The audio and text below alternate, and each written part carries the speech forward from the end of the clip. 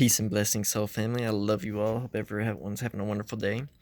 I'm doing the individual tatwas within the PanchaMahabhutas, the five gross elements.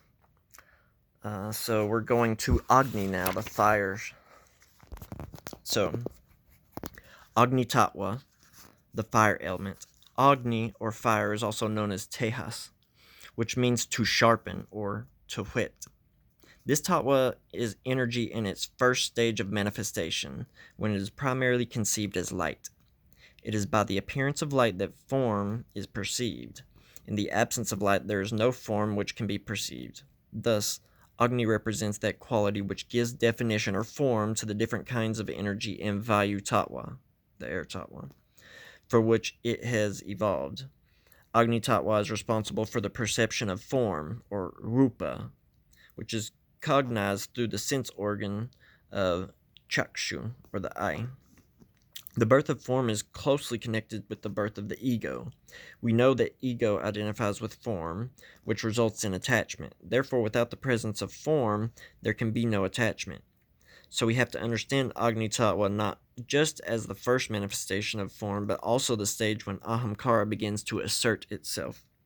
As light lends form to energy, the ahamkara, which has been developing simultaneously, becomes aware of something outside itself for the first time.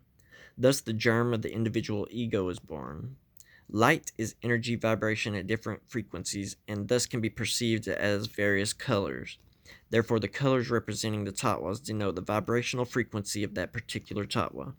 In Agni Tattva, energy vibrates at the frequency of red light, which is indicative of fire or excessive heat. Thus, the yantra of Agni and Tattva Shuddhi is the fiery red triangle.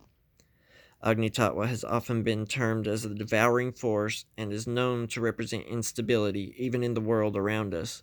We see that the fire consumes anything that it meets, changing its shape, color, and perhaps destiny.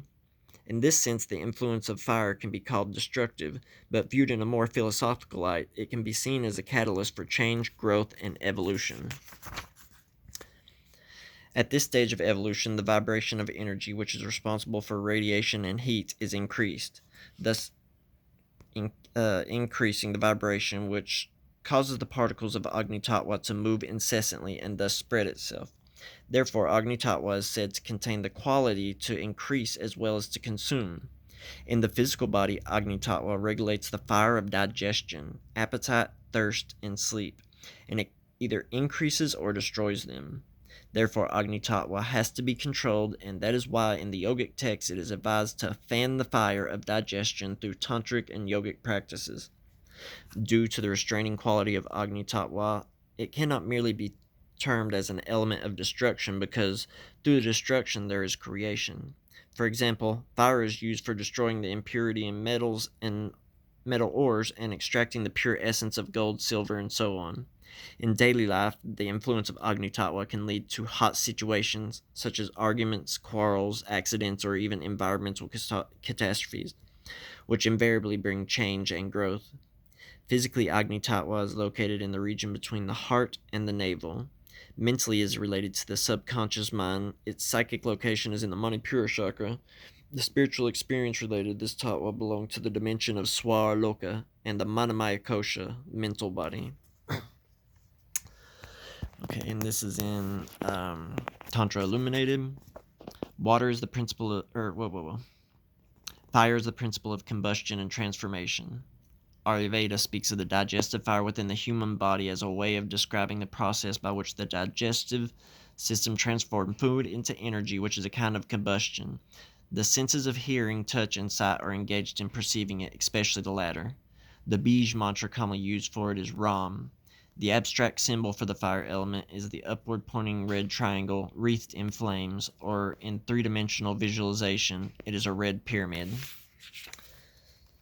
So, its characteristics are its nature is hot, its quality is heat and expansion, its color is red, its shape is triangular, its chakra is the Manipura chakra, solar plexus, its mantra is Ram, its Tan mantra is sight, Its function in the body is appetite, thirst, and sleep. Its organ of action is your feet, karmendriyas. The organs of knowledge is your eyes, the gyanendriyas. The location is from your navel to your heart. The mental state is manas, thought or counter thought.